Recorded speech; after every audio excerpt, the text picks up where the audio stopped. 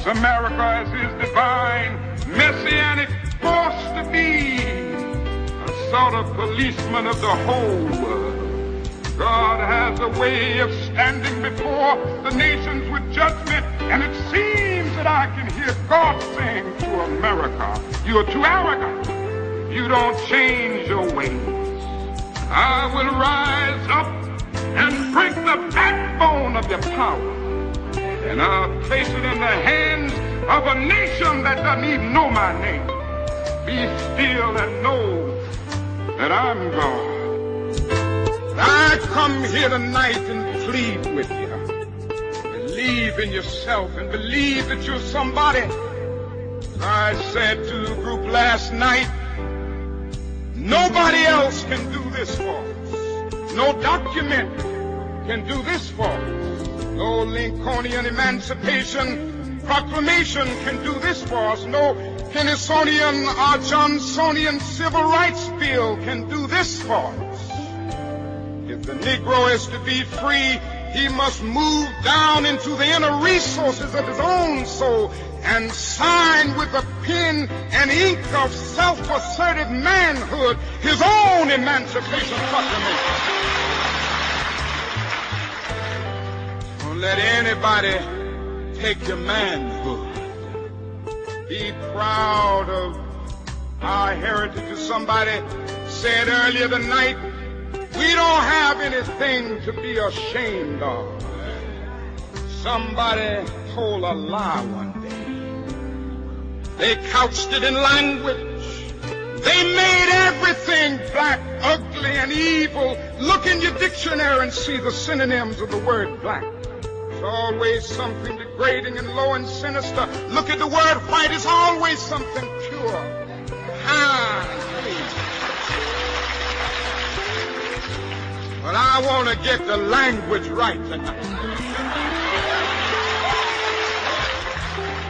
I want to get the language so right that everybody here will cry out, yes, I'm black, I'm proud of it, I'm black and beautiful. I heard somebody say Jim Crow is who she fought and Jim Crow is still around. But Jim Crow is old. That's not who I'm mindful of today. The problem is Jim Crow has sons. The one we got to battle is James Crow Jr. Esquire. He's a little more educated. He's a little slicker. He's a little more polished. But the results are the same. He doesn't put you in the back of the bus. He just puts referendums on the ballot to end affirmative action when you can't go to school. You realize that Dr. King and Dr. Abernathy and them formed a boycott after Rosa Parks, where people stayed off the bus for a year, went to rallies every night, and they never had email, never had a cell phone, never could go online. Here you got 2 cell phones in your pocket, emails, computers at the house, and can't even get a block association meeting together. And then you turn it around on each other. Why do I want my daughters to visit that stone? Because I want them to know black women are not hoes.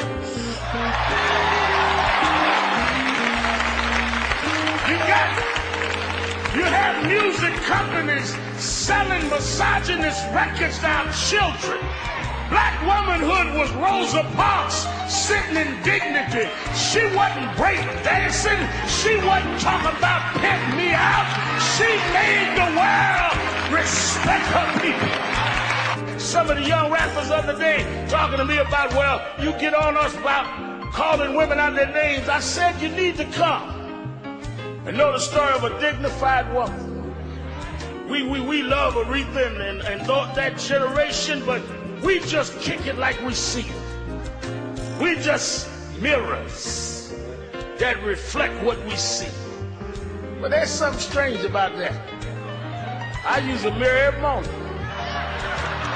But I don't get up out of the bed, hair all over my head, sleep around my eyes, slobber around my mouth, walk outside talking about I'm gonna keep it real.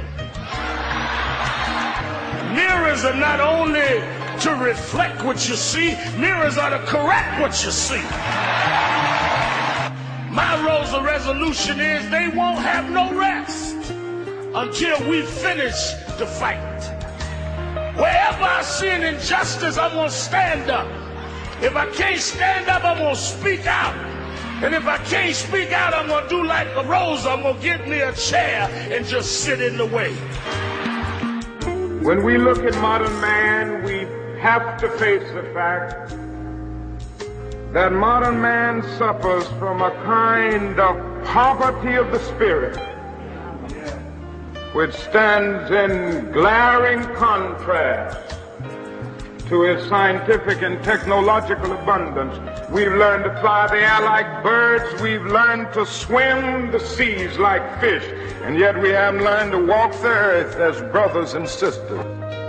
Well, let me say first that I think it is necessary to make it clear that there are Negroes who are presently qualified to be president of the United States. There are many who are qualified in terms of integrity, in terms of vision, in terms of leadership ability. But we do know that there are certain problems and prejudices and mores in our society which make it difficult now.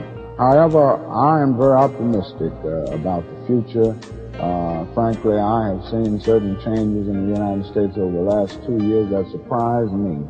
I've seen levels of compliance with the Civil Rights Bill and changes that have been most surprising. So on the basis of this, I think we may be able to get a Negro president in less than 40 years.